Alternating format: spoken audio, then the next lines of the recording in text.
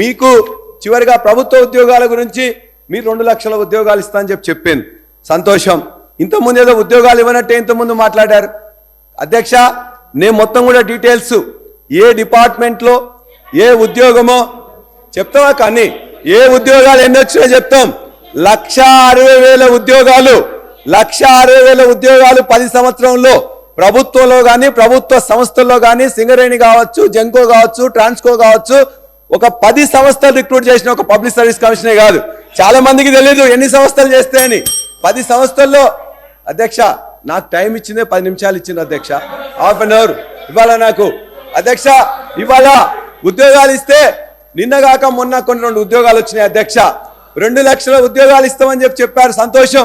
ఆ 2 లక్షల ఉద్యోగాల్లో మనం కూడా ఒకటి, కాంగ్రెస్ పార్టీ కూడా ఒకటి డిక్లేర్ చేసింది. మొత్తం కూడా వాళ్ళ దాంట్లోనే కాంగ్రెస్ జాబ్ క్యాలెండర్ చెప్పేసి public service commission the first group 1 examination February 1కి నోటిఫికేషన్ ఇస్తామని చెప్పాను.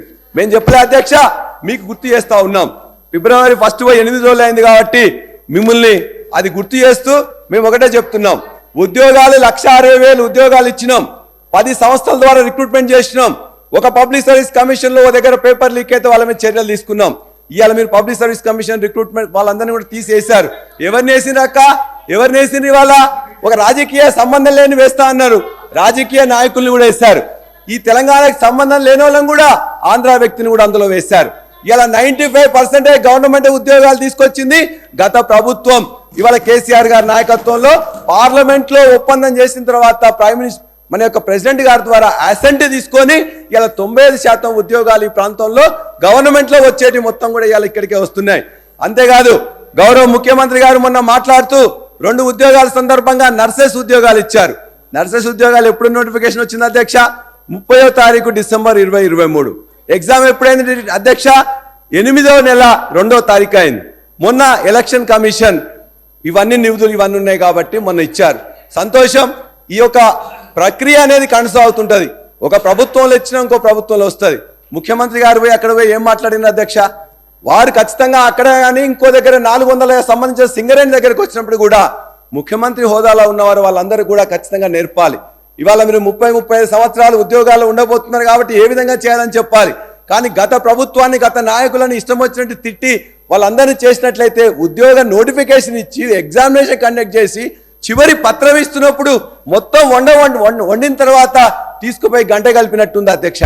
అంతే తప్పగానే అక్కడ మీరు ఏదైతే ఎవరైనా ఇవ్వాల్సిందే, కానీ అక్కడ పోయిన తర్వాత దుర్భాషలని బూతులాడితే సరైనది కాదు. ఖచ్చితంగా ఏదైతే ఈ ప్రక్రియ కొనసాగుతుంది. 1,60,000 ఉద్యోగాలు ఆనాడు ఇచ్చినాం. అందులో 1,00,000 ఇంకో 10,000 ఉన్నట్లయితే ఇది వాస్తవం.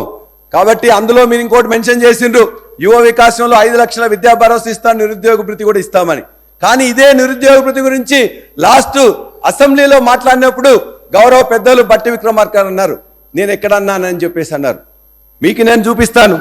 మీరు ఇలా మీ దానిలో మెన్షన్ చేయడమే కాకుండా నిరుద్యోగ భృతి గురించి మీరిచ్చిన డిక్లరేషన్ 9వ పేజీ 2వ పారాగ్రాఫ్, నిరుద్యోగ యువతకు ఉద్యోగ ఉపాధి అవకాశం కల్పించే వరకు ప్రతి నెల 4,000 నిరుద్యోగ భృతి చెల్లింపు ఇందులో పెట్టారు. ముఖ్యమంత్రి గారు పదే చెప్పారు, ప్రియాంక గాంధీ గారు చెప్పారు.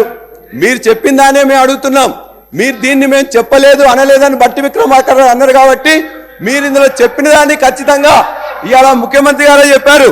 మేము ఇవాళ పబ్లిక్ సర్వీస్ కమిషన్ చేస్తున్నాం. పబ్లిక్ సర్వీస్ కమిషన్ లో 30 లక్షల మంది నిరుద్యోగులు వెయిట్ చేస్తున్నారు. వాళ్ళందరూ చదువుకోండి అన్నారు. ఖచ్చితంగా వాళ్ళ చదువు సాగాలంటే, వాళ్ళకు ఉద్యోగాలు రావాలంటే మీరు చెప్పిన విధంగా, ముఖ్యమంత్రి గారు చెప్పిన విధంగా, ప్రియాంక గాంధీ గారు ఆదేశించిన విధంగా, మీరు మీ యొక్క మేనిఫెస్టోలో చెప్పిన విధంగా 4,000 నిరుద్యోగ భృతి ఆ 30 లక్షల మంది నిరుద్యోగులకు వెంటనే ఇవ్వాలని చెప్పేసి మేము కోరుతా ఉన్నాం.